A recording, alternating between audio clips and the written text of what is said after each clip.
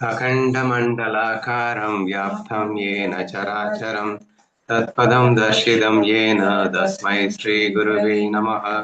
शङ्करं शङ्कराचार्यं केशवं बादरायणं शूद्रभाष्यकृतौ वन्दे भगवन्तौ पुनः पुनः। ईश्वरो गुरुरात्मेति मूर्तिभेदविभागिनि व्योमवद्यात्मदेहाय दक्षिणामूर्तये नमः.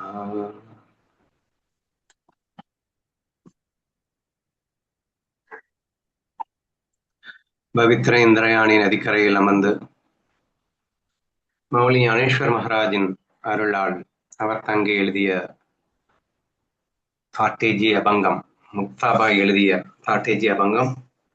இன்று நாம் காண வேண்டியது 5வது ஸ்லோகம் நினைக்கிறேன். இது 5th அபங்கா பை சந்த் முக்தாபாய்.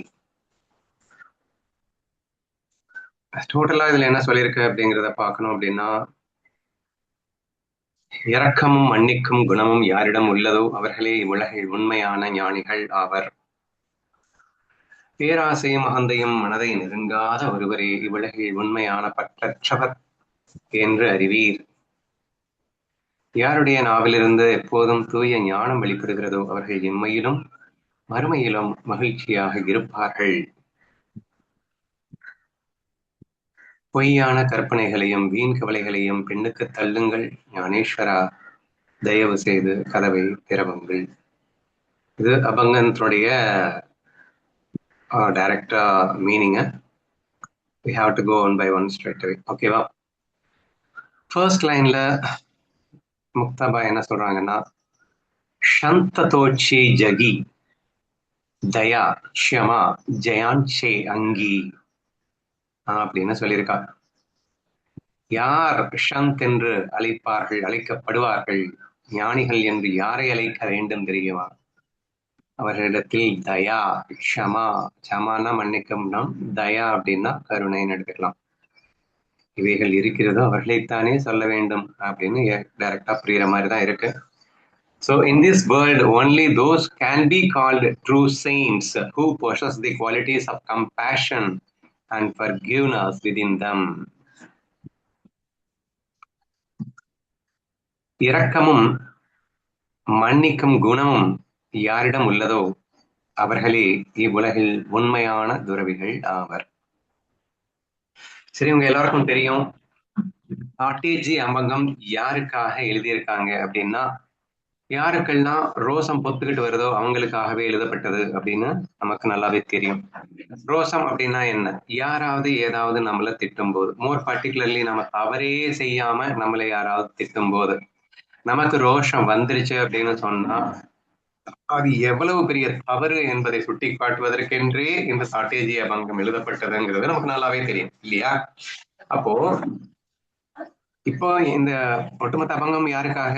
அப்படி யாராவது திட்டாங்கன்னு உட்காந்து மூலையில உட்காந்து அழுதுட்டு இருந்தேன்னா அப்ப நீ இதை படிக்கணும் அப்படிங்கிறதுக்காக எழுதப்பட்டது அப்படின்னா பாத்துக்கோங்க. அப்ப என்ன, நீ உட்காந்து அழுதுட்டு இருக்க, ஏன் அழுதுட்டு இருக்க? யாராவது சொல்லிட்டாங்கன்னு உட்காந்து அழுதுட்டு இருக்க. அப்போ இந்த ஒவ்வொரு தாட்டேஜி அபங்கத்தில் ஒவ்வொரு விஷயமே நமக்கு சமாதானத்தை கொடுக்கும் ஒரு அற்புத விஷயம் தான் இது. சரியா? இப்ப அந்த ஃபீலிங்கோட நீங்க இதை படிங்க. என்ன சொல்லியிருக்கா? இரக்கம் அல்லது கருணை, மன்னிக்கும் குணம், இவற்றை இருந்தாதானே நீ ஞானின்னே சொல்ல முடியும். ஒரு ஞானி அப்படின்னா அவங்க கிட்ட இந்த பேசிக் குவாலிட்டிஸ் இல்லைன்னா அவன் ஞானியே இல்லை. இல்ல அப்ப நீ ஞானத்தை ப்ராக்டிஸ் பண்ணிட்டு இருக்கேன், ஞான ப்ராக்டிஸ்ல இருக்கேன், 15 வருஷமா நாங்க ஞானம் பயிற்சி பண்றோம்னு சொல்லிட்டு நீ ஏன்டா இப்ப உட்காந்து அழுதுட்டு இருக்க அப்படின்னு கேட்பாளா இல்லையா? இப்ப யாராவது நீங்க ஏதாவது பேசி நீங்க ஹர்ட் ஆயிட்டாங்க அப்படின்னு சொன்னா ஆட்டோமேட்டிக்கா அவ கேட்கிற விஷயம் என்னன்னா, வெரி பேசிக் குவாலிபிகேஷன் அவங்ககிட்ட இல்லையே, நீ எப்படி ஞானியாக முடியும்? மன்னிக்கும் குணமும் இரக்கமும் உன் கூட உன் ரத்தத்திலே இருக்கணும்டா, அப்பதானே நீ ஞானின்னு சொல்ல முடியும். அப்ப எவனோ சொல்லிட்டான், திட்டான். அப்கோர்ஸ் நீங்க பண்ணாத தப்புன்னு நான் சொன்னதுக்கு ரீசன் அதுதான். ஏன்னா பண்ண தப்புக்கு திட்டினாங்கன்னா நம்ம பண்ண தப்புக்கும் நம்ம மன்னிப்பு கேட்கணும் தான். பண்ணாத தப்புக்கு அவர்கள் திட்டும் போது இப்ப தப்பு அவர்கள் பண்ணி கொண்டிருக்கிறார்கள் இல்லையா? நாம தப்பு பண்ணியிருந்தா நம்ம மன்னிப்பு கேட்கணும். தட் இஸ் வெரி ஈஸி தான். அதுவே இன்னைக்கு நம்மளால முடியல, அதை விடுங்க. அப்போ நாம தப்பே பண்ணல, இப்ப அவங்க திட்டுறாங்கன்னா யார் தப்பு பண்றாங்கன்னு அர்த்தம்? அவங்க தப்பு பண்றாங்கன்னு அர்த்தம் இல்லையா? இப்ப அவங்க தப்பு பண்ணும்போது நம்ம மன்னிச்சாதானே நம்ம மனுஷன், அப்பதானே நான் ஞானியாக முடியும். அவங்க தப்பு பண்ணும்போது நான் மன்னிக்கலைன்னா அப்போ நான் மனுஷனே இல்லை, நீ ஞானியே இல்லை. அப்ப அதுக்கு என்ன குவாலிபிகேஷன் தேவைப்படுது அப்படின்னா ஒரு 2 குவாலிபிகேஷனை கொண்டு வர்றான். இரக்கம் அல்லது கருணை அல்லது மன்னிக்கும் குணம் அப்படிங்கிற ஒரு 2 குவாலிபிகேஷன் அப்படிங்கிறது ரூட் அண்ட் பேசிக் குவாலிபிகேஷன்ஸ் பாரு. ஞானம் ஞான பிராக்டிஸ்ல இருக்கக்கூடியவனுக்கு இந்த 2 எப்பயுமே கூடவே இருக்கணும் இல்லையா? அப்படி இருந்திருக்குமே. ஆனால் யாராவது ஏதாவது சொல்லும் போது ஆட்டோமேட்டிக்கலி நீ அதை கருணை உள்ளம் கொண்டு மன்னித்திருப்பாயே தவிர உட்காந்து மூலையில உட்காந்து அழுதுட்டு இருக்க மாட்டியே. பட் நீ அழுதுட்டு இருக்க அப்படின்னு சொன்னா பிட்ட அந்த 2 குணங்கள் உங்ககிட்ட இல்லையா? கருணையே இல்லையா? மன்னிக்கும் குணமே இல்லையா? சரதான் விடுப்பா, சொல்லிட்டாங்க, இப்ப என்னவா? அதுக்கே நீ உட்காந்து எழுதிட்டு இருக்க என்று அவள் கேட்பதாக நீங்கள் ஃபீல் செய்ய வேண்டும் அப்படின்னு கேட்டுக்கிறேன். ஒண்ணு. 2வது, ஏங்க இப்ப தப்பு அவங்க தானே பண்ணாங்க, அவங்க தப்பு பண்ணா நீ ஏன் அழுற? இதையும் கேட்கலாம்ல. இப்போ ஒருத்தன் அழுறான். ஏன் அழுறான்? இவன் எந்த தப்பும் பண்ணாம இருக்கும்போது யாரோ திட்டாங்களாமா, அதனால உட்காந்து அழுதுட்டு இருக்கான். ஓகேவா? இப்ப அழுதுட்டு இருக்கிறப்போ ஏன்டா அழுற? அவங்க தப்பு பண்ணிட்டாங்க அதனால நான் அழுறேன் அப்படின்னு சொன்னா, டேய் லூசு, அவங்க தானே தப்பு பண்ணாங்க, அப்ப அவங்க தானே அழணும், நீ ஏன் அழுதுட்டு இருக்க? எனக்கு அழுகலியா வருது அப்படின்னு சொன்னா அப்ப நீ தப்பு பண்ணிட்டு இருக்க. புரியுதா? தவறு செய்பவன் அழுவதிலே அர்த்தம் இருக்கின்றது, அகங்காரி அழுவதிலே அர்த்தம் இருக்கின்றது, அன்புள்ளம் கொண்டு கருணை கொண்டு மன்னிக்கும் குணம் இருக்கும் ஒருவன் அழத்தான் முடியுமா அப்படின்னு கேக்குறா. சரியா? அப்போ இல்ல நான் தப்பு பண்ணல, அப்புறம் பின்னே அழுற? அவங்க தப்பு பண்ணிட்டாங்க, அவங்க தப்பு பண்ணிட்டாங்க, நீ ஏன்றா அழுற? So how foolish we are doing அப்படிங்கிறது புரியுதா? நான் அடிக்கடி சொல்லிட்டு இருக்கேன், நீ ஒரு சொட்டு கண்ணீர் உங்ககிட்ட வந்துருச்சுன்னாலே அது அகங்காரம் இருந்தால் மட்டும்தான் வர முடியும், அங்கே அன்பு இருந்தால் வராது அப்படின்னு சொல்லியிருப்பான். அப்போ உன்னை அள வைப்பது உன் அகங்காரத்தை தவிர வேற எதுவுமே இல்லை அப்படிங்கறத நம்ம திரும்ப திரும்ப சொல்லியிருக்கோம். இந்த வெரி பேசிக் மனமா சூழலா என்ற ஒரு கிளாஸ்லயே நம்ம திரும்ப திரும்ப நிரூபிச்ச விஷயம் என்னன்னா, சுகமோ துக்கமோ அது உன் மனதில் தான் இருக்கின்றது என்று. அப்போ உன் அகங்காரம் உன்னை அள வைக்க முடியுமே தவிர உலகில் அகங்காரம் இல்லாதவன் எந்த சூழலிலும் அழ முடியாது என்ற விஷயத்தெல்லாம் நிரூபிச்சாச்சே. அப்படி இருக்கும்போது நீ ஏன் அழற? ஏன்னா அவங்க தப்பு பண்ணிட்டாங்க, ஆனா நீ மன்னிக்கல, அதனால அழற. ஏன்டா நீ மன்னிக்கல? ஏன்னா அது அடுத்த அடுத்த வரியில அவளே அழகா சொல்றா. சரியா? as long as you have an ego it is impossible to cultivate these through Guna. இப்ப இரக்கம், கருணை, மன்னிக்கும் குணம் அப்படிங்கிறது நம்ம சுபாவத்திலேயே இருக்கணும். நம்ம ஒரு ஞான சாதகனா அல்லது ஞானியாக இருக்கும் பட்சத்துல அது இல்லைன்னா தான் உனக்கு மனசு வலிக்கும் அப்படிங்கிறா. அது இல்லைன்னா வேற என்ன இருக்கும் அப்படிங்கிறா. அதையும் அடுத்த வரிகள்ல மிக அழகாக அவளே சொல்லுகின்றாள். ஸ்ட்ரெயிட்டாவே போயிடலாம்னு நினைக்கிறேன். ஸோ இந்த வரி ரொம்ப ஈஸியான வரி தான். தயவு செய்து நம்மிடம் அந்த கருணை, அந்த இரக்கம் அப்படிங்கிறது ரொம்ப ரொம்ப இம்பார்ட்டன்ட். மன்னிக்கும் குணம் அப்படிங்கிறது அதை விட ரொம்ப முக்கியம். அப்படின்னா என்ன அர்த்தம் அப்படின்னா, அவர்கள் செய்கிறார்கள் அப்படின்னு நீ ஃபீல் பண்ணிட்டேன்னா அடுத்த மொமெண்ட் நீ அதை ஃபர்கிவ் பண்றதுக்கு தயாராக இரு. ஏன் ஃபர்கிவ் பண்ணணும் அப்படின்னு நீங்க கேட்கலாங்க. ஏங்க அவங்க தப்பு பண்றத மன்னிக்கிறது மனித குணம், அதெல்லாம் இருக்கட்டும். தப்பு பண்ணினா தட்டி கேட்கணுங்க, அதை விட்டுட்டு உட்காந்து மன்னிக்கிறதுன்னா என்னங்க அப்படின்னு எல்லாம் நிறைய பேருக்கு தோணும். சரியா? அப்போ இங்கே மன்னிக்கிறதுங்கிறது first and foremost important quality. நீ தட்டி கேட்க வேணான்னு அர்த்தம் கிடையாதுங்க. நிறைய பேர் மிஸ் அண்டர்ஸ்டாண்ட் பண்ணிப்பாங்க. அப்போ யார் என்ன தப்பு பண்ணிட்டு இருந்தாலும் என்ன வேடிக்கை பார்த்துட்டு இருக்க சொல்றீங்களா? என்ன உங்களுக்கு அடிமையா? இந்த வார்த்தை வேற தொலைது. என்ன பண்ண சொல்றீங்க? சரியா? So actually Mustafa is not asking you to do like that. அவன் என்ன சொல்றா, ஃபர்ஸ்ட் நீ மன்னிச்சிடு, அதுக்கு அப்புறம்ல நீ அவங்களுக்கு எதிர்வினை கொடுக்கணும். அதாவது முன்பு பிரேமை ஒழுக வேண்டும், பின்பு தானே அச்சரங்கள் வெளிப்பட வேண்டும்னு ஞானதேவன் சொன்னான். ஃபர்ஸ்ட் குவாலிட்டி என்ன? ஃபர்ஸ்ட் இரக்கம், கருணை, மன்னிக்கும் குணத்தோடு நீ அவங்க திட்டினது எல்லாத்தையும் 100% கூல் மைண்டடா ரிலாக்ஸ்டா எடுத்துக்கிட்டியா? நீ ஹர்ட் ஆகாம இருக்கியா? அதுக்கப்புறம் தான் நெக்ஸ்ட் அவங்க தப்பு பண்ணதுக்காக நீ எப்படி ரியாக்ட் பண்ண போறேங்கிறது. நீ எதிர்த்து அவங்களை திட்டுறது அல்லது அழுக்கிறது அல்லது என்ன வேணா பண்ணு. But in what mentality are going to it? With full of love you have to do it இல்லையா? முழுமையான அன்பில் நிறைந்து கொண்டல்லவா அதை நீ செய்ய வேண்டும். அப்போ அது முழுமையான அன்பில் நிறைய வேண்டும்னா அதுக்கு முன்னாடி அவங்க செய்த அந்த அபராதத்தைன்னா தவறுகளை நீ மன்னித்திருக்க வேண்டும். ஒன்லி தென் நீ ஹர்ட் ஆகாம இருப்ப, உனக்குள்ள லவ் ப்ரொடியூஸ் ஆயிருக்கும். பிரேமை முன்பு பிரேமை ஒழுக வேண்டும். அதுல நீ ஃபர்ஸ்ட் ஜெயிக்கணும்லடா, அதுக்கப்புறம் தானே நீ ஆக்ஷன்ல இறங்குறத பத்தி பேசணும். சோ நான் ஆக்ஷன்ல வந்து இறங்க என்ன தப்பு, அவங்க திட்டிட்டு இருந்தா நான் வேடிக்கை பார்த்துட்டு இருப்பா, பின்ன இதுதான் சாக்குன்னு என் தலைமையில ஏறி உட்காந்துக்கிட்ட நான் என்ன பண்ணுவேன் அப்படின்னு. Okay, that's all okay, but what is beforehand? அதுக்கு முன்னாடி நீ என்ன செய்யணும்? முதற்கண் அவர்களை மனப்பூர்வமாக மன்னித்து உன் மனதிலே எல்லளவும் கூட கஷ்டமில்லாமல் முழுமையாக கருணை கொண்டு பிரேமை கண் கொண்டு அவர்களை பார்த்து அதற்கு அப்புறம் நீ வேணா திட்டு என்ன வேணா பண்ணு, யார் வேண்டாங்க. ஒரு ஆசிரியன் மாணவனை, ஒரு நல்ல ஆசிரியன் மாணவனை அடிக்கும் போது எத்தனை கருணை கொண்டு மன்னித்து விட்டுத்தான் அடிக்கின்றான். மாணவன் நலவாழ வேண்டும், நலம் வாழ வேண்டும் என்பதற்காக அந்த செயலை செய்வதுண்டு. அதை நான் தப்புன்னு சொல்லல. பட் மன்னிக்கவே இல்லைன்னா நீ அஃபெக்ட் ஆயிடுவடா. ஃபர்ஸ்ட் இன்னொரு விஷயம் தெரியுமா, நீ மன்னிக்க சொல்றதுக்கு காரணம் நீ நல்லா இருக்கணும்ன்றதுக்காக தானே, நீ அழாம இருக்கணும் அப்படின்றதுக்காக தானே. நீ பக்கா செல்பிஷா திங்க் பண்ணி பார்த்தா கூட லூஸ் மாதிரி நீ மன்னிக்காம இருக்கிறது தானே தப்பு. நீ நல்லா இருக்கணும், நான் நல்லா இருக்கணும்ன்ற செல்பிஷா திங்க் பண்ணா கூட you must cultivate the love and this kind of மன்னிக்கும் குணம், ஃபர்கிவ்னஸ் அப்படிங்கிறது நம்ம கிட்ட இருக்கணும் என்றும் நீங்கள் யோசித்து பார்த்தால் கூட இந்த வரியின் அர்த்தத்தை நம்ம அழகாக உணர முடிகிறது. ஸோ தேர்ஃபோர் இனிமே யாராவது ஏதாவது திட்டினாங்க செஞ்சாங்க அப்படின்னா நீங்க கோபப்படுங்க வேணாங்கல்ல, பட் அதுக்கு முன்னாடி லவ் டெவலப் பண்ணணும். லவ் டெவலப் பண்ணணும்னா அதுக்கு உங்ககிட்ட மன்னிக்கும் குணமும் கருணை இருந்தால் மட்டும்தான் அந்த இடத்துல இஷ்டவங்க மேல அன்பு வருங்க. திட்டவனை எப்படி அன்பு காட்ட முடியும்? அவன் திட்டிட்டே இருக்கான், எப்படி லவ் வரும்? எப்படி லவ் வரும்னா, if you have the quality of forgiveness and compassion, இரக்கமும் மன்னிக்கும் குணமும் உன்னிடம் இருக்குமே, ஆனால் அவன் திட்டிக் கொண்டிருக்கும் போதே உனக்கு அன்புதான் மலரும். எத்தனை ஆங்கிள் சொல்லிட்டு இருப்பாங்க ஏங்க, ஒருத்தன் கஷ்டப்படுறவனை பார்த்தா உனக்கு ஆட்டோமேட்டிக்காக கருணை வருதா இல்லையா? அப்போ சொமாலியாவிலே ஒருத்தன் வந்து பசியால் வாடி செத்துக் கொண்டிருக்கிறான் ஒரு நியூஸ் கேட்கும் போது உனக்கு கருணை வருதா இல்லையா? ஒரு உச்சி குற்றையா இல்லையா? when such is the case, இப்போ ஒருத்தன் உன்னை குற்றம் சொல்லி கொண்டிருக்கின்றான், அவன் சஃபர் ஆயிட்டு இருக்கான்னு அர்த்தமா இல்லையா? அவனுடைய அகங்காரத்தால் சஃபரிங் ஆகிதான் உன்னை சஃபர் பண்ணணுன்றதுக்காக உன்னை குற்றம் சொல்லிட்டு இருக்கான். ஃபர்ஸ்ட் அவன் சஃபரிங்ல இருக்கான்றதை நீ அண்டர்ஸ்டாண்ட் பண்ணிக்க வேணுமா இல்லையா? அப்ப அவன் கஷ்டப்பட்டுட்டு இருக்குன்னா அப்படின்னா கஷ்டப்படுறவங்களை பார்க்கும் போது கூட கருணை வரலன்னா நீ மனுஷன் தானா? இல்ல ஞானி வேற வேஷம் போட்டுக்கிற. ஒரு ஞானியாக சாதகனாக, இப்ப நம்ம திட்டுங்க 15 வருஷமா ஞானி வேஷம் தானே போட்டு திரிகிறவங்க. சரியா? சாதகன்னா என்ன, ஞானின்னா என்ன, எல்லாம் ஒண்ணுதான். யோகிக்கும் யோகி அப்படின்னு தான் பேரு, யோக பயில்பவனுக்கும் யோகின்னு தான் பேரு.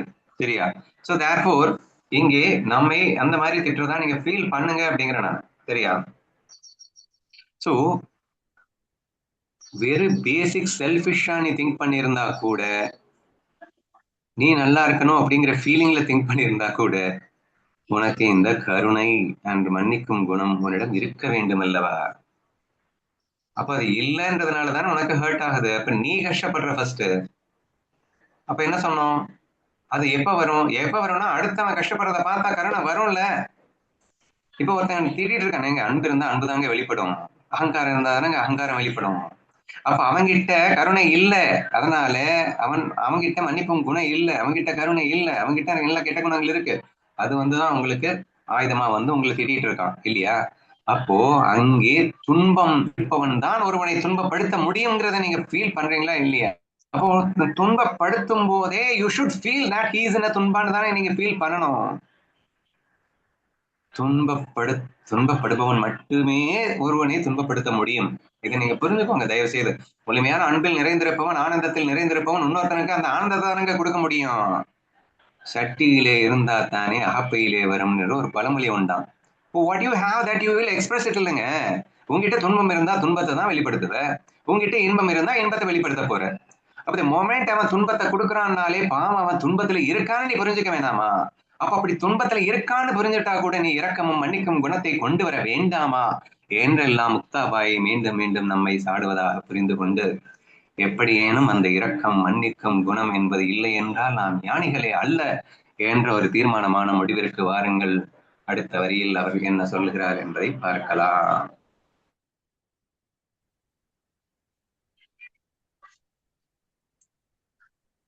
लोभ अहंता नये मना जगी विरक्त सोची जना. Know that the only, the one whose mind is free from greed and ego is truly detached from worldly ties. அடுத்து சொல்றா, பேராசையும் அகந்தையும் மனதை நெருங்காத ஒருவரே இவ்வுலகில் உண்மையான பற்றற்றவர் என்று அறிவி. சரி, உண்மையான பற்றற்றவர்னா என்ன? விரக்தா அப்படின்னு ஒரு வார்த்தை யூஸ் பண்ணியிருக்கா, சரியா? விரக்தர்கள் அப்படின்னா யாரு? இந்த உலக இச்சையை ஒழித்தவன் விரக்தன் என்ற அர்த்தம். உலக ஈச்சையை ஒழித்தவனுக்கு விரக்தன்னு பேர் சொல்லலாம். நான் இன்னொரு பேர் வைக்கிறேன், கருணை நிறைந்தவன், அன்பு கொண்டவன், மன்னிக்கும் குணம் கொண்டவன் அர்த்தம்னு சேர்ந்து சொல்லலாங்க. இப்ப முதல்ல உங்ககிட்ட இந்த ரெண்டு இல்ல, அதனாலதான்டா நீ அலற அப்படின்னு முதல்ல வந்து ஸ்ட்ராங்கா சுட்டி காட்டிட்டாளா? எந்த ரெண்டு இல்ல?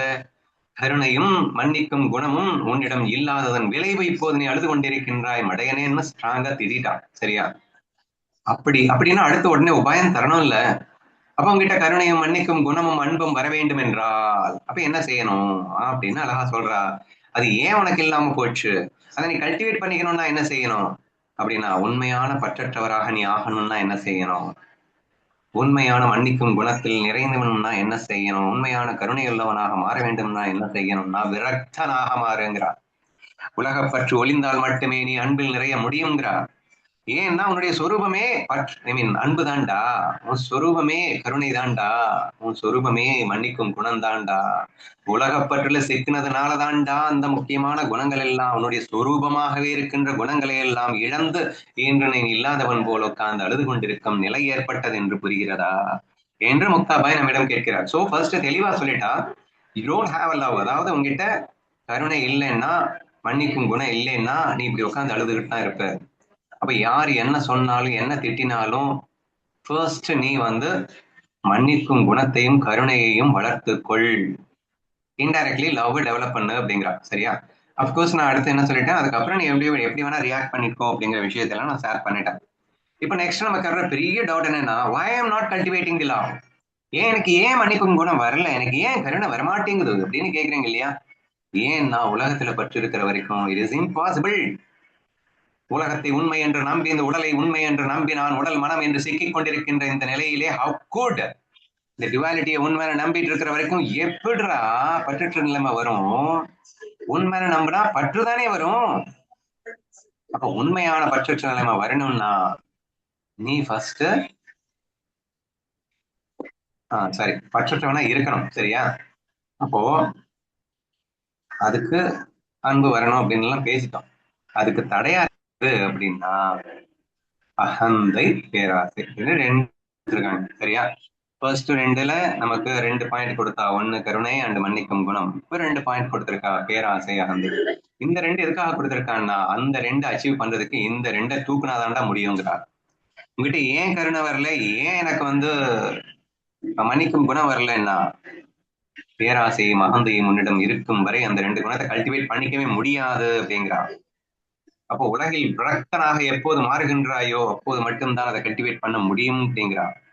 அப்போ எந்த அளவுக்கு அவ எக்ஸ்ட்ரா அழகா சொல்லி கொடுக்குறா அப்படின்னா, உனக்கு கருணையும் மன்னிக்கும் குணமும் வரவில்லை, இதற்கு காரணம் பேராசையும் அகந்தையும். பேராசையும் அகந்தையும் போகணும்னா என்ன செய்யணும்னா, நீ விரக்தனாக வாழ்ந்தால்தான் அது போகும். உலகத்துல பற்று இருக்கிற வரைக்கும் பேராசை இருக்கத்தான் செய்யும், உலகத்தை உண்மையான நம்பிட்டு இருக்கிற வரைக்கும் பேராசை வரத்தான் செய்யும். அப்ப நான் அகந்த கூடத்தான் செய்யும். அப்ப நீ உண்மையான விரக்தனாக மாறு, அப்ப பேராசையும் அகந்தையும் போய்விடும் அப்படின்னு எடுத்துக்கோங்க. இல்ல பேராசையும் அகந்தையும் நீ ஒழித்தால் நீ உண்மையான பற்றற்றவனாக மாறி உனக்குள்ளே கருணையும் மன்னிக்கும் குணமும் வரும் அப்படின்னு வச்சுக்கோங்க. இட்ஸ் அப் டு யூ, எப்படி வச்சாலும் தப்பொன்றும் கிடையாது, சரியா? சோ ஃபைனலி பேராசை அகந்தைங்கிற 2 பாயிண்ட தூக்க சொல்றா. அப்பதான் பற்றற்ற நிலைமைக்கு போக முடியும்னா. சரி, ஏன் பேராசை வந்துச்சு? இங்க ஆசைன்னு சிம்பிளா போட்டாலும் ஓகே தான், பேராசை வரைக்கும் போறது. ஆசை இருந்தாலே அகந்தை வந்து தொலையுது. சரி, இப்போ அகந்தை வேறு ஆசை வேறாங்க. அடிக்கடி நம்ம இந்த விஷயங்களை டிஸ்கஸ் பண்ணிட்டே இருக்கோம். Addiction and ego goes hand in hand. ஒன்றில்லாமல் இன்னொன்று இருக்குமா அப்படின்னு பாட்டுதான் பாடலாம். சரியா? கல்வியா செல்வமா வீரமான்ற படத்துல வரும். அந்த மாதிரி பேராசையும் அகந்தையும் ஒண்ணு இல்லாம இன்னொன்னு இருக்குமா? சான்ஸே இல்ல. இந்த ரெண்டு பேரும் அவ்வளவு ஒற்றுமையா இந்த சிவமும் சக்தியும் எப்படி பின்னி பிணைந்தவர்களோ அப்படி இவங்க ரெண்டு பேரும் பின்னி பிணைந்தவர்கள். ஒருத்தர் இல்லைன்னா இன்னொருத்தன் செத்து போயிடுவாங்க. அகந்தை இல்லைன்னா ஆசை செத்து போயிடும், ஆசை இல்லைன்னா அகந்தை செத்து போயிடும். இவன் தான் இவனுக்கு ஆதாரம், அவனுக்கு இவன் தான் ஆதாரம்னு அப்படியே சிவசக்தி எப்படி பேசுறோமோ அப்படி இவங்க ரெண்டு பேரும் பேசலாங்க. உனது சிவசக்தியை மறைத்தது இந்த பேராசையும் அகந்தையும் என்றுதான் நீ உணர வேண்டும். உன் உண்மை சொரூபத்தை போக்கடித்தது இந்த ஆசையும் அகந்தையும் என்று கூட சொல்லலாம் இல்லையா? சரி. சரிங்க. இந்த ஈகோ அடிக்ஷன்னா என்னன்னு எங்களுக்கு புரியுது. ஒன்று இல்லாம இன்னொன்னு இருக்க முடியாதுன்னு தெரியுது. இங்க ரெண்டு பேரும் சேர்ந்தேதான் இருப்பாங்கன்னு புரியுது. அது எப்படி தூக்குறது? அது தூக்க முடியலையே அப்படின்னு அடுத்த கொஸ்டின் நமக்கு வருது. அதுக்கு ஹையர் நாலேஜ்ல எனக்கு தெரிஞ்ச உலகத்தை மாயை என்பதை நீ முழுமையாக உணராத வரை உனது முழுமையான ஆசை அகந்தை தூக்குறதுங்கிறது என்னவோ கஷ்டம்னு தான் தோணுது. ஏன்னா நீ ட்ரூத் ஃபீல் பண்ண மொமெண்ட்லயே ஆட்டோமேட்டிக்கா நீ ஆசையிலையும் அகந்தைக்குள்ளேயும் ஆட்டோமேட்டிக்கா விழுந்துடுற. கேரக்டரைசேஷனுக்காக ஒரு ஈகோ கொடுக்கப்பட்டது, ஐடென்டிபிகேஷனுக்காக ஒரு ஈகோ கொடுக்கப்பட்டது அப்படிங்கறத நீ உண்மையான நம்பும் போது என்ன ஆயிடுதுன்னா எல்லா ஐடென்டிபிகேஷனையும் உண்மையான நம்ப ஆரம்பிச்சிடுற. அப்போ ஒருத்தன் வில்லனை ஐடென்டிஃபை பண்ணிட்டு இருக்கான்னா அது உண்மையான நம்புற, ஹீரோவை ஐடென்டிஃபை பண்ணிட்டு இருக்கான்னு அது உண்மையான நம்புற. அப்போ ஆட்டோமேட்டிக்கலி அந்த டிஃபரன்சியேஷன் என்ன ஆகும் அப்படின்னா ஆசையாக மாறும், விருப்பு வெறுப்பா மாறிடுங்க. அந்த விருப்பு வெறுப்புங்கிறது அகந்தைக்கு பயங்கர ஸ்ட்ராங்கா அவர் வேறாக மாறிவிடுகிறது என்பதில் எந்த ஐயப்பாடும் இல்லை அப்படின்றத புரிஞ்சுக்கோங்க. ஸோ தேர்ஃபோர் அது மேபி அடுத்ததுல அவ சொல்லியிருப்பான்னு நினைக்கிறேன். சொல்லிட்டாலே தூய ஞானம் வெளிப்படுகிறதோ அப்படின்றது மூலியமா சொல்லிட்டா. சரியா? அப்போ இதுக்கு என்னடா சொல்யூஷன் நீங்க கேட்டீங்கன்னா ஞானம் மட்டும்தான்டா solution. as long as you don't have the ஞானா it is very difficult to destroy the பேராசாய் and அகந்தை ego and desires கில் பண்றதுன்றது it is impossible. பற்றற்ற தன்மைக்கு வர்றதுங்கிறது இம்பாசிபிள். இப்ப அதுக்கு நான் என்ன செய்யணும் அப்படின்னு உடனே அடுத்த கேள்வி கேட்பீங்கன்னு சொல்லிட்டு 3வது வர்ஸ்ல என்ன சொல்றான்னு பார்க்கலாமா?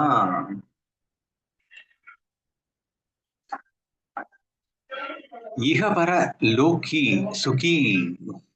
ஈஸியா புரியுது பாருங்க. இகபர லோகி சுகி சுத்த ஞான் யாச்சே முகி. எவன் வாயில் சுத்த ஞானம் இருக்கின்றதோ அவன்தான் இகபர லோகங்களில் சுகமாக வாழ முடியும் அப்படின்னு சொல்லிட்டா. யாருடைய நாவிலிருந்து எப்போதும் தூய ஞானம் வெளிப்படுகிறதோ அவர்கள் இம்மையிலும் மறுமையிலும் மகிழ்ச்சியாகவே இருப்பார்கள் என்று சுட்டி காட்டுகிறார். Those who always speak words of pure divine knowledge are happy in this world and the world beyond என்று வாசகம் சொல்லப்பட்டிருக்கிறது. இது ஏன் முத்தாம்பா இப்படி சொல்லியிருக்கா? நம்ம குரூப் மெம்பர்ஸ்க்குலாம் ரொம்ப சாட்டிஸ்ஃபைடா இருக்கும். நாங்க காலையில எந்திரிச்சா சத் சாங்கு அப்படின்னு எங்களை விட்டீங்கன்னா எங்க முகத்துல இருந்து ஞானத்தை தவிர என்னத்தையாவது நாங்க பேசுறோமா என்ன? நான் ஸ்டாப்பா 24 hours ஞான விசாரத்தை மட்டுமே பண்ணிக்கொண்டு பக்தியிலே திளைத்துக் கொண்டு எல்லா சத்சங்கங்களையும் அட்டன் செய்து கொண்டு வாழ்ந்து கொண்டிருக்கின்றோமே. அப்படி இருந்தா இம்மையிலும் மறுமையிலும் நீ மகிழ்ச்சியா இருக்கணுமே அப்படின்னு இன்னொரு கொஸ்டின் கேட்க தோணுது. ஆனா என்னன்னு பார்க்கலாம். ஆனா அவ அப்படிதான் சொல்லியிருக்கா. ஸோ இஃப் யூ கான்ஸ்டன்ட்லி நான் ஸ்டாப்பா ஞானத்திலேயே இருந்தேன்னா, அவன் ஞானத்துல நீ அனுபவிச்சிருந்தேன்னு கூட சொல்லலைங்க. டிவைன் நாலேஜ், அதாவது ஸ்ட்ரெயிட்டவே முக்கின்னா வாயின்னு அர்த்தங்க. ஜெயாச்சே முக்கி, எவனுடைய வாயிலிருந்து சுத்த ஞானம் எப்போதும் இருக்கின்றதோ. ஸோ நீங்க உங்க வாயில சுத்த ஞானத்தை பத்தியே நீங்க பேசிட்டே இருந்தீங்கன்னா ஆட்டோமேட்டிக்காவே நீங்க ஞானி ஆயிடுவீங்கன்னு டைரக்டா சொல்லியிருக்கா. சரியா? அப்ப நம்ம பேசுறோமே, நாங்க சுத்த ஞானத்தை தானே எப்பயுமே பேசின்னு இருக்கோம். அப்படி இருந்தா எங்களுக்கும் ஞானி ஆயிருக்கணுமே அப்படிங்கிற டவுட் வருது. ஆனா கண்டிப்பா வந்திருக்கணும். ஏன்னா முக்தாபாய் சொன்னா தப்பா இருக்குமாங்க? தப்பா இருக்க சான்ஸே இல்லை. கண்டிப்பா வரணும் தான். ஆனா ஏன் வரல அப்படிங்கிறத நம்ம கிளாஸஸ்ல அடிக்கடி நம்ம டிஸ்கஸ் பண்ணியிருக்கோம். சுத்த ஞானமும் வருது, அசுத்த ஞானமும் சேர்ந்துதானே வருது. அதாவது ஈவன் நம்ம கிளாஸ் மெம்பர்ஸ் எடுத்துக்கிட்டீங்கன்னா நான் ஸ்டாப்பா நீங்க சத்சங் நிறைய விஷயங்கள் கேட்குறீங்க, நல்லா நீங்களும் பேசுறீங்க, நீங்களும் பேசுறீங்க. ஸோ இந்த விஷயத்திலேயே நீங்க ஆழ்ந்து எப்போதும் இருந்து கொண்டிருப்பீர்கள் இருக்கிறீர்கள் அப்படிங்கிறதெல்லாம் ஒரு சைடு உண்மையாவே இருந்தா கூட உங்கள் மனம் என்ன சிந்திக்கின்றது? என்ன ஒரு அருமையான ஒரு விஷயம்னா, ஒண்ணு இல்லைங்க. நீங்க ஒரு திரைப்படத்த பார்க்குறீங்கன்னு வச்சுக்கோங்க. இந்த திரைப்படத்த பார்த்துட்டீங்கன்னா, அதனுடைய இம்பாக்ட் அட்லீஸ்ட் 1 ஆர் 2 ஹவர்ஸ் உங்களுக்கு இருக்கும். இன்ஃபாக்ட் அன்னைக்கு ஃபுல்லா இருக்கும். இல்லைன்னா அன்னைக்கு கனவுல கூட நீங்க அந்த விஷயங்கள பத்தின விஷயங்கள் வரும். உங்க மனத்திரையில அன்னைக்கு அந்த படத்துல நடக்கக்கூடிய அந்த விஷயங்கள் வந்து ஓடிட்டே இருக்கும். சரியா? கண்டிப்பா ஒத்துப்பீங்கன்னு நெனைக்கிறேன் நானு. சரியா? அப்போ அ ஒரு விஷயத்த நீங்க கேட்கிறீங்க அல்லது அந்த விஷயத்த பத்தி பேசுறீங்க அப்படின்னா, அதனுடைய இம்பாக்ட் அப்படிங்கிறது கொஞ்ச நாளைக்கு தொடருது அப்படிங்கிறது உண்மைன்னா, ஞான விஷயங்களையே கேட்கிறீங்க, ஞான விஷயத்தையே பேசுறீங்கன்னா, அதனுடைய இம்பாக்ட் எப்படிங்க இல்லாம போகும்? சோ, அது எப்படிங்க முக்தாபாய் சொன்னது தப்பா இருக்க முடியும்? கண்டிப்பா உண்மதான். See, when you keep talking about the jnana, automatically that impact will be there for you and your life, at least for some moment. அப்ப நீ பேசின கொஞ்சம் இப்போ 1 ஹவர் நீங்க சத்சங் கேட்கறீங்க. இப்ப முக்தாபாய் வசனங்கள பேசிட்டு இருக்கேன். அந்த முக்தாபாய் விஷயத்த என் வாயிலிருந்து கேட்டுட்டு இருக்கீங்க அப்படின்னா, கேட்டுக்கொண்டிருக்கின்ற இந்த விஷயங்களை பற்றின விஷயம் இப்போ 1 ஹவர் நம்ம கேட்கிறோம். இப்போ 1 ஹவர் முடிஞ்சதுக்கு அப்புறமா இதனுடைய இம்பாக்ட் அப்படிங்கிறது இருக்குமா? இருக்காதா? நல்லா யோசிச்சு பாருங்க. இன்ஃபாக்ட் ஒரு சிலர் எனக்கு கிளாஸ் முடிச்ச உடனே, டாட்டா ஜெயபங்க முடிச்ச உடனே ஃபோன் பண்ணி, "அண்ணா செம்மையா வெளுத்து எடுத்துட்டீங்கண்ணா என்ன, எனக்காகவே சொல்லியது போல் உணர்ந்தேன். உண்மையில் பெருமகிழ்வு கொண்டேன்." அப்படின்னு ஒரு ஃபீல என்கிட்ட எக்ஸ்பிரஸ் பண்றாங்க அப்படின்னு சொன்னா, அவங்க கிட்ட இம்பாக்ட் இல்லாமலா சொல்றாங்க? So there is some kind of impact is automatically happening. அத வந்து யாரும் மறுக்க முடியாதுங்க. பட் என்னன்னா, அந்த இம்பாக்ட் எவ்வளவு நேரத்துக்கு நீடிக்குது அப்படிங்கிறது தான் பிரச்சனையே. ஏன் நீடிக்கல? ஜஸ்ட் இமேஜின் பண்ணுங்க. ஏன் நீடிக்கல? இப்ப ஃபர்ஸ்ட் இந்த இம்பாக்ட் இருக்கு. இப்ப நீங்க 1 ஹவர் கிளாஸ் கேட்கறீங்க. அடுத்த 1 ஹவருக்கு இதனுடைய இம்பாக்ட் இருக்கு. கண்டிப்பா இருக்கும். அட்லீஸ்ட் 1 ஹவர் கண்டிப்பா இருக்கும். இல்ல அட்லீஸ்ட் 1/2 ஹவராவது கண்டிப்பா இருக்குங்க. ஆனா, எனக்கு 1/2 ஹவர் கூட இருக்காது. அடுத்த 10 மினிட்ஸ்ல நான் வந்து மறுபடியும் ஆ பழைய நிலைக்கு நான் போயிடுறேன் அப்படின்னு நீங்க ஃபீல் பண்றீங்கன்னா, 15 மினிட்ஸ் கழிச்சு எவனாவது திட்டினான்னா, உடனே ஒருவேளை கிளாஸ் முடிச்ச உடனே எவனாவது திட்டினான்னா, இப்பதானே கேட்டோம். திட்டிக்கோங்க பரவாயில்ல அப்படின்னு சொல்லிட்டு ஒருவேளை லவ் ஸ்கில் டெவலப் பண்ணுவீங்களோ என்னமோ தெரியல. ஒரு 15, 20 மினிட்ஸ் கழிச்சு திட்டினான்னா, புசுக்குன்னு உள்ள இருக்கிற அசுரன் டமால்னு வெளியில வந்துட்டு, ஹர்ட் ஆயிட்டு உட்காந்துடுறீங்க. அப்படிங்கிற மாதிரி இன்னைக்கும் நடக்குதா இல்லையா? அப்போ என்னதான் அங்க பிரச்சனை வருது? எங்க எங்க மிஸ்டேக் நடக்குது அப்படிங்கிறத நீங்க தான் யோசிக்கணும் இல்லையா? அதாவது அந்த இம்பாக்ட் இருக்கு. ஆனா கூடவே மற்ற இம்பாக்ட்களும் நமக்கு இருக்கு. அப்ப அந்த 20, 30 மினிட்ஸ் நீங்க அது கூட எத்தனை பேர் செய்றீங்க அப்படிங்கிறது தெரியாது. பொதுவா படத்துல உள்ள இம்பாக்ட் ஞான விஷயங்கள் இருக்காங்கிறதே எனக்கு பெரிய டவுட்டா தான் இருக்கு. படத்துல இருந்து படத்த பார்த்த அந்த இம்பாக்ட் வந்து பார்த்தீங்கன்னா, அத பத்தியே நெறைய சிந்திப்பீர்கள். அத பற்றியே நெறைய பேசுவீங்க. அந்த அளவுக்கு கூட யாரும் பேசுறது இல்ல, சிந்திக்கிறது இல்ல. இப்ப நீங்க சொன்னீங்கல்ல, நான் சொன்னேன். ஃபோன் பண்ணி என்கிட்ட 2 நிமிஷம் பேசுறாங்கல்ல, அத்தோட முடிஞ்சது கத. இதையே அவங்களுக்கு எல்லா ஃப்ரெண்ட்ஸ்க்கும் ஃபோன் பண்ணி, "ஏய் இன்னைக்கு நான் ஒரு கிளாஸ் கேட்டேன்டா. அது எப்படி இருந்தது தெரியுமா?" பேசுறாங்களா? இல்ல, இல்ல. ஆனா ஒரு படத்த பார்த்தா மட்டும் ஃபோன பண்ணி, "டேய் அந்த படத்த பார்த்துட்டியா?" பார்த்துட்டேன்." "பார்த்துட்டியா? அந்த படத்துல அத பார்த்தியா? இத பார்த்தியா? இத பார்த்தியான்னு" 1 1/2 மணி நேரம் விலாவரியா பேசுறேல்ல. அப்போ நீ எத்தனை பேருக்கு ஃபோன் பண்ணி இந்த தாட்டேஜி அப்பாங்க இன்னைக்கு நான் கேட்டேன். இந்த தாட்டேஜி மங்கள அவ எப்படி சொன்னா தெரியுமா? உண்மைதானே. நம்ம இனிமே இப்படித்தானே இருக்கணும்னு என்னைக்கு நீ பேசுன? பேசுறது இல்ல. சோ நான் ஸ்டாப்பா நம்ம இந்த சிந்தனைகள்ல இருக்கிறோமா அப்படின்னா இல்ல. இத பத்தியே பேசல. அதுதான் அவன் சொல்றான். பியூர் டிவைன் நாலேட்ஜ பத்தி பேசிக்கிட்டே இரு. கேட்கிறேன்ல, கேட்டா மட்டும் பத்தாது. நீ பேசணுங்கிறான். முக்கியம்னா முக்கியம்னா வாயின்னு அர்த்தம். சுத்த ஞானத்த நீ பேசு. முக்தாபாய் சுத்த ஞானத்த பேசுறான். அவ சொன்னத நான் சுத்த ஞானமா பேசிட்டு இருக்கேன். அப்ப அதையே நீங்க பேசுங்க. நீங்க இந்த சுத்த ஞானத்த பேசிக்கிட்டே இருங்க அப்படின்னு சொல்லும்போது, அந்த இம்பாக்ட் வந்து லென்த்தி ஆகும். அது கூட கொஞ்சம் நேரம் தாக்கு பிடிக்கும். அப்போ வந்து யாராவது உங்கள திட்டும்போது, நீங்க வந்து இந்த தடை ஜபங்க பேசிட்டு இருக்கும்போது யாராவது திட்டுனாங்கன்னா, கண்டிப்பா அப்போ வலிக்காது. ஆனா, இத மறந்துட்டு கொஞ்ச நேரம் இருக்கும்போது திட்டுனாங்கன்னா மறுபடியும் வலிக்குது. அப்ப எந்த அளவுக்கு நான் இதுக்கு வேல்யூ குடுக்குறேன் அல்லது உலக விஷயத்துக்கு வேல்யூ குடுக்குறேன். இத நான் அடிக்கடி உங்ககிட்ட சொல்லிட்டு இருக்கேன். ஸோ தேர்ஃபோர் மீண்டும் மீண்டும் சொல்லணும்னு அவசியம் இல்ல. So value is the matter here. எதுக்கு அதிக வேல்யூ குடுக்குறோம் அப்படிங்கிறது மேட்டர் ஹியர். சுத்த ஞானத்துக்கு நீங்க வேல்யூ குடுக்கலன்னு சொல்லல. ஆனா அசுத்த ஞானத்துக்கு அல்லது அஜ்ஞானத்துக்கும் வேல்யூ குடுக்குறோமா இல்லையா? 2க்குமே வேல்யூ குடுக்குறோம் இல்லங்க. எதுக்கு வேல்யூ ஜாஸ்தி குடுக்குறோமோ அதுதானங்க நமக்கு இம்பாக்ட் அதிகமா ஏற்படுத்தும். சோ அதுதானே இருக்க முடியும். வேற என்ன ரீசனா இருக்க முடியும்? சுத்த ஞானத்துக்கு மட்டுமே இம்பார்ட்டன்ஸ் குடுத்தா நீங்க எப்பயும் ஞானி ஆயிருக்கணும் தானே. நான் நீங்கன்னு சொன்னா என்னையும் சேர்த்து சொல்றேன்னு வச்சுக்கோங்க. கோச்சுக்காதீங்க. சரியா? சோ தேர்ஃபோர் அவள் சொன்ன அந்த வார்த்தை என்ன சொல்லியிருக்கா அப்படின்னா, சுத்த ஞானம் உன் வாயால் நீ பேசிக் கொண்டிருந்தால் நீ கண்டிப்பாக இக பரலோக சுகியாக மாறிவிடுவாய் அப்படிங்கிறா. இக பரலோக சுகினா என்ன? இந்த உலகத்துல நீ வாழ்ந்துட்டு இப்ப நீ வாழ்ந்துட்டு இருக்கல, இந்த உலகத்துல இந்த வாழ்ந்துட்டு இருக்கும் போதே சந்தோஷமா தான் இருக்க போற. நீ சாகவே போறது இல்ல. பரலோகம் அப்படின்னு சொன்னா மறுமையில் அப்படின்றத நீங்க வந்து தேவலோகம்னு எடுத்துக்கலாம், அல்லது மறுபிறப்புன்னு எடுத்துக்கலாம், அல்லது முக்தின்னு எடுத்துக்கலாம். ஒருவேளை நீ முக்தி ஆயிட்டேன்னா பெர்மனன்ட் பிளிஸ். முக்தி ஆகலைன்னாலும் அடுத்த ஜென்மத்துல நீ சந்தோஷமா தான் இருக்க போற. ஆனா நீ வந்து சந்தோஷத்தை மட்டும் இழக்க போறதே இல்ல. நான் ஸ்டாப்பா நீ பெர்மனண்டா சுகி அப்படிங்கறதே இழக்க போறது இல்ல. இப்பயும் சுகியா இருக்க போற, அப்பவும் சுகியா இருக்க போற, எப்பவும் சுகியா இருக்க போற, சந்தோஷமா இருக்க போற. அந்த சந்தோஷம் உனக்குள்ள வேணும்னா நீ யார் என்ன சொன்னாலும் ஹர்ட் ஆகாம இருக்கணும். அதுக்கு மைண்ட்ல லவ் அண்ட் கம்பேஷன் அண்ட் மன்னிப்பு குணம் இருக்கணும். அதெல்லாம் இருக்கணும்னா, லவ் கிட்ட இருக்கணும்னா குவைட் நேச்சுரலி சுத்த ஞானம் உன் வாயால் எப்போதும் பேசிக்கொண்டிருக்க வேண்டும். அப்படின்னா சுத்த ஞானத்தை மட்டும் பேசிக்கொண்டிருக்க வேண்டும். அஜானத்தையும் அசுத்த ஞானத்தையும் பேச்சே எடுக்கக்கூடாதுன்னு இன்னொரு அர்த்தம் மீனிங் நீங்க சேர்ந்து புரிஞ்சுக்கணும். அப்ப சுத்த ஞானத்தை பேசினாலே போதும் தானே சொன்னா, அசுத்த ஞானத்தை பேசாதேன்னு ஒண்ணும் சொல்லல. நீங்களா எதுக்கு எக்ஸ்ட்ரா சொல்றீங்க அப்படின்னா கேட்கக்கூடாது. சரியா? ஏன்னா அப்புறம் நீங்க இன்னொரு கேள்விக்கு நான் எப்படி பதில் சொல்றது? நாங்க தான் சுத்த ஞானத்தை பேசிக்கிட்டே இருக்கோம், ஆனா எங்களுக்கு ஞானம் வரலையே அப்படின்னு கேட்கறதுக்கு நான் பதில சொல்ல வேண்டியது இருக்குல்ல. அசுத்த ஞானத்தையும் சேர்த்து பேசினா பின்ன அப்படித்தான் இருக்கும் அப்படின்றதுக்காக சொல்ல வேண்டியது இருக்கு இல்லையா?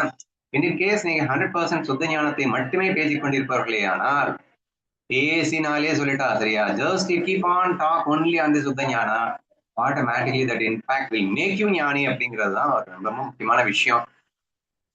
இன்னைக்கு நிறைய பேருக்கு வந்து அந்த ஞானம் பேசுறதே கூட போர் அடிக்குது. சும்மா ஞானத்தையே பேசிட்டு இருங்க.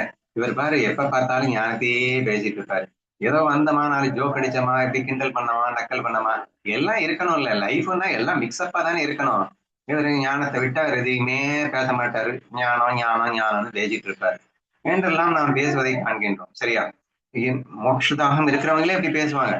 சும்மா ஞானம் ஞானம்னு பேசிட்டு இருந்தா என்ன அர்த்தம் அப்படின்னு வேற ஒரு கேள்வி கேட்போம். ஏங்க நீ வந்து எப்படி வேணா இருக்கலாம் அப்படிங்கிறது ஞானி ஆனதுக்கு அப்புறங்க. நீ ஏற்கனவே வீக்கா இருக்கேன். அப்புறம் வந்து நான் வந்து கிண்டலும் நக்கலும் நையாண்டின்னு எல்லாத்தையுமே வந்து நான் வந்து ஈகோ வளர்க்குற மாதிரியும் சேர்ந்து அப்பப்ப பேசிட்டு அப்புறம் ஈகோ உடைக்கிற மாதிரி அப்பப்ப பேசிட்டு இருந்தேன்னா அது அங்க வளர்ந்துட்டு தானே இருக்கும். அது இன்னொரு கொடுமை பார்த்துக்கோங்க. நான் வந்து ஒரு 9 மணி நேரம் ஈகோ உடைக்கிற மாதிரி பேசிட்டு ஒரு 10 நிமிஷம் ஈகோ வளர்க்குற மாதிரி பேசினேன்னா இந்த 9 மணி நேரம் வேஸ்டா போயிடுங்க. வேற லெவல் பவர்ஃபுல்லான ஆளுங்க அவன். வேடிக்கை பார்க்க எண்ணி கூட உன் புலன்களுக்கு செல்லம் கொடுக்காதடா மகனே, தூக்கி போயிருண்டா உன்ன, தூக்கி சாப்பிட்டுண்டா அடுத்த செகண்ட் அமைப்பிடுண்டா உன்ன நீ ஞானேஸ்வரில் ஞானதேவன் சொன்னானா இல்லையா?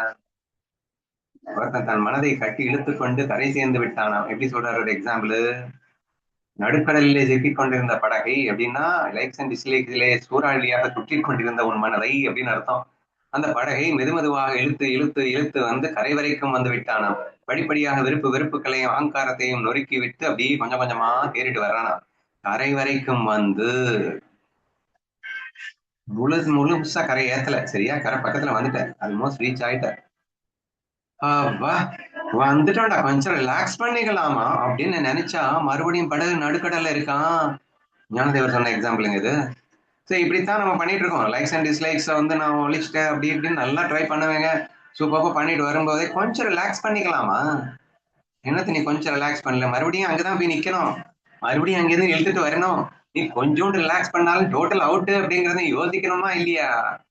நம்ம கிளாஸஸ்ல டிஸ்கஸ் பண்ணிருக்கோம். 99 marks in spirituality is nothing but 0 marks சொல்லியிருக்கோமா இல்லையா? நீ 100 எடுத்தா மட்டும்தான்டா ஜெயிச்ச மாதிரி கணக்கு. 99 எடுத்தாலும் அந்த ஒன்னு நேரம் ஒன்னு நடுக்கடல கொண்டு போய் சேர்த்துடும். So when you think all these things, automatically இந்த முக்தாபாய் சொன்னது உண்மைன்னு உங்களுக்கு புரியும். உடனே உங்களுக்கு என்னது இப்படி எல்லாம் பேசுறாரு, என்ன அவரு ஞானம் வேணும் தான், ஞானமும் ஜாலியா தானே பேசணும். ஞான பயிற்சி ஜாலி இல்லைன்னு எவன் சொன்னது? இந்த ஞானத்தை பேசுறதுல உனக்கு என்ன வருத்தம் வேண்டி கிடக்குன்னு எனக்கு தெரியல.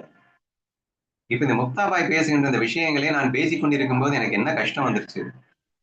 இல்ல நீங்க என்கிட்ட திருப்பி சொன்னா எனக்கு இதுல என்ன கஷ்டம் வந்துருச்சு? கேட்கறதுல என்ன கஷ்டம் வந்துருச்சு? இதுல 24 hours பேசினாலும் இங்க போர் அடிக்கிறதுக்கு என்ன இருக்குன்னு எனக்கு தெரியல. அமிர்தம் மாதிரிடாரு. திகட்ட தின்ன தின்ன திகட்டாதது தானே. ஞான அமிர்தம் அல்லவா, அமிர்த அனுபவம் அல்லவா இதெல்லாம்.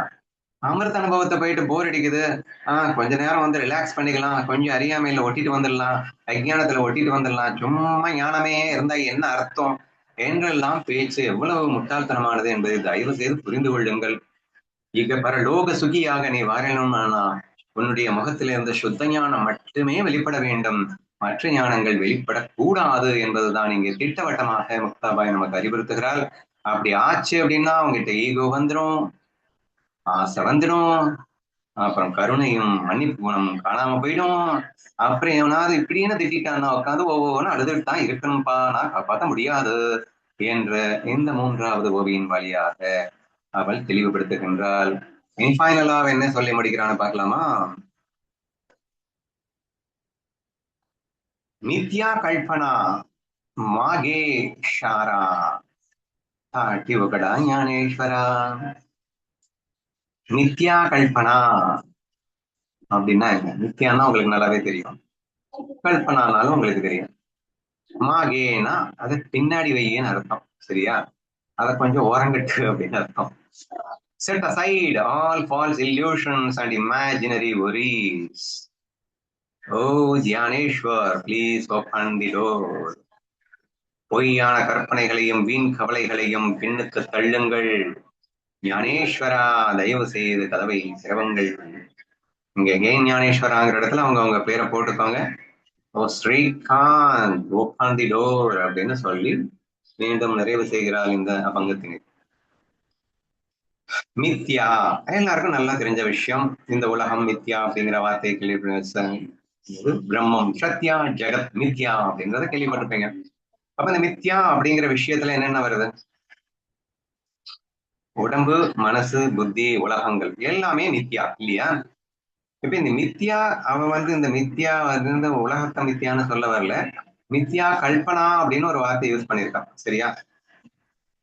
அது என்னது மித்யா கல்பனா அப்படின்னு கேட்டீங்கன்னா, உடம்பே மித்யான்னா, மனசே மித்யான்னா, அந்த மனதால் செய்யப்படுகின்ற கல்பனை மட்டும் உண்மையாக இருக்க போகுது. So every thought which you produce in your mind is nothing but a kalpana. In fact, ஞான கண்டனத்துல ஞானமும் கல்பனைன்னு சொல்லுவார். அஜ்ஞான கண்டனத்துக்கு பிறகு ஞான கண்டனம். அஞ்ஞானம் இருக்கிற வரைக்கும் தான் ஞான கல்பனை அவசியம். அஜ்ஞான கல்பனையை விரட்டுறதுக்கு ஞான கல்பனை கண்டிப்பா தேவைதான். ஆனா ஞான கல்பனையும் மித்யாதான். மித்யா கல்பனையை கொண்டுதான் விரட்ட வேண்டும் என்பதற்காக இங்கே கல்பனையை செய்கின்றோம். ஆனால் கல்பனையை கடந்த நிலையில் உள்ளதடா உனது சொரூபம் என்று அவள் நமக்கு சுட்டி காட்டுகின்றார், சரியா? சோ நல்லா புரிஞ்சுக்கோங்க, அஜ்ஞானம் அப்படிங்கிறது மித்யா கல்பனா, சரியா? ஞானம்ங்கிறது மட்டும் அதுவும் மித்யா கல்பனா தான். நல்லா புரிஞ்சுக்கோங்க, மித்யான்னா பொய்ன்னு அர்த்தம், கல்பனையினாலே பொய்ன்னு தான் அர்த்தம். மனசால் சிந்திப்பது அனைத்தும் பொய் என்று புரிந்து கொள்ளுங்கள். சாத்திய குணமும் பொய், ராஜச குணமும் பொய், சாமச குணமும் பொய், குணங்களே பொய். மனமே பொய்னா அப்புறம் மனதில் இருக்கின்ற குணங்கள் மட்டும் மெய்யா? ஆனாலும் சரணன் கேட்கின்றான், இந்த 2 கணங்களை ஒதுக்கிவிட்டு அந்த குணங்களுக்கு வா என்று அழைக்கின்றான். இல்லை என்று நான் மறுக்கவில்லை. அஜ்ஞானத்திலிருந்து ஞானத்திற்கு வா என்று சொல்லுகின்றான், நான் மறுக்கவில்லை. But these are all the steps to achieve, to realize who you are. உன்னை யார் என்று உணர்வதற்கு இவைகள் எல்லாம் படிக்கட்டுகள் தானே தவிர அவைகள் உண்மை அல்ல என்று புரிந்து கொள். கனவில் ஏற்பட்ட காயத்தை கனவிலே மருந்து போட்டு தான் ஆற்றிக்கொள்ள முடியுமே தவிர கனவில் ஏற்பட்ட காயத்திற்கு நீ நனவில் வந்து மருந்து போட முடியாது என்று எப்படி உண்மையோ அப்படி அஜ்ஞான கல்பனைக்கு ஞான கல்பனையைத்தான் மருந்தாகிட முடியும் என்பதற்காக அங்கே அது பேசப்பட்டதே தவிர, ஆனால் இரண்டும் கல்பனை என்பதில் எந்த விதமான மாற்று கருத்தும் இல்லை என்று புரிகிறதா? ரொம்ப ஓர பேசுறணும். என்ன சொல்றேன்னா, இந்த கல்பனைன்னு சொல்றீங்கல்ல, அகங்காரம், டுவாலிட்டி, இந்த உடல் நான், இந்த மனம் நான், இந்த புத்தி நான், இதெல்லாம் என்னது? இதெல்லாம் கற்பனைங்க, தாட்ஸ் தானேங்க, திங்கிங் தானேங்க, கல்பனை தானேங்க. சோ இதெல்லாம் கல்பனை அப்படின்னு புரிஞ்சுக்கணும், சரியா?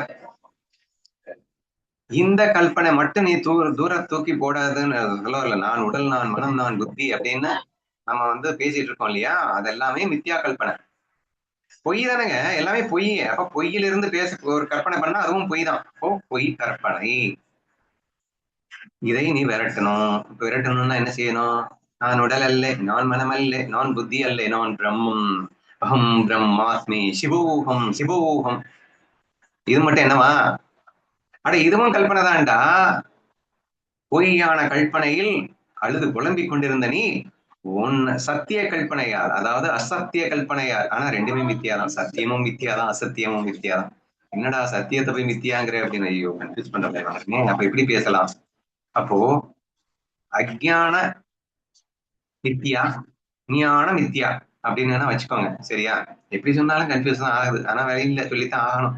சோ சிம்பிளா நான் புரிஞ்சுக்க வேண்டியது என்னன்னா, இந்த உடல் மனம் புத்தி உலகங்கள் அனைத்தையும் உண்மை என்று நம்புவதும் கல்பனையே.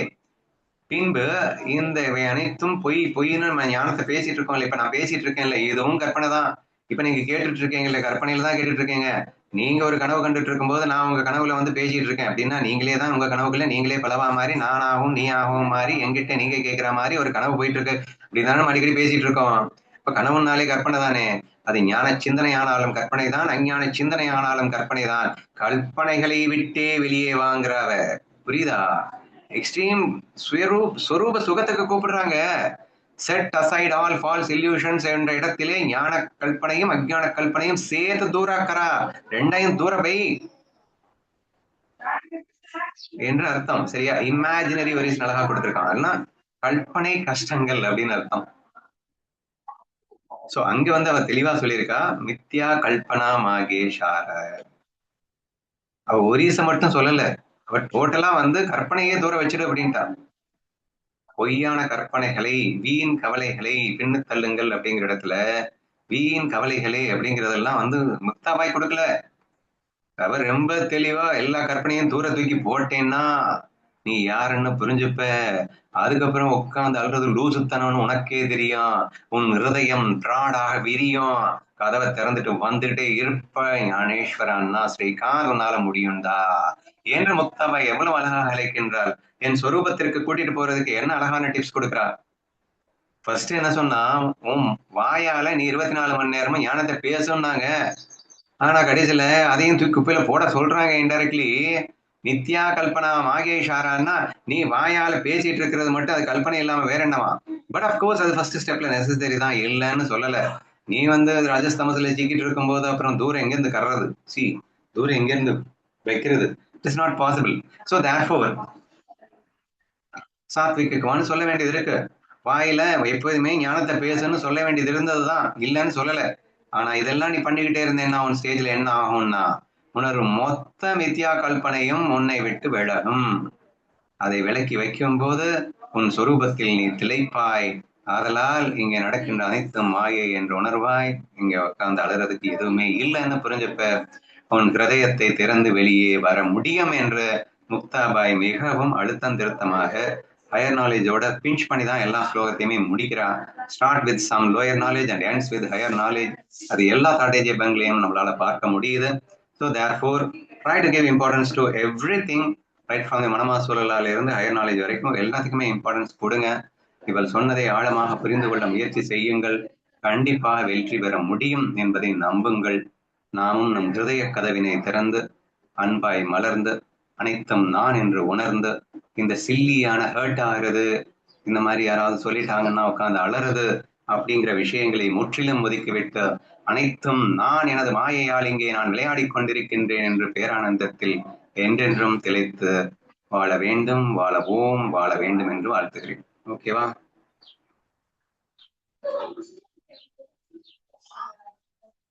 ஓகேண்ணா.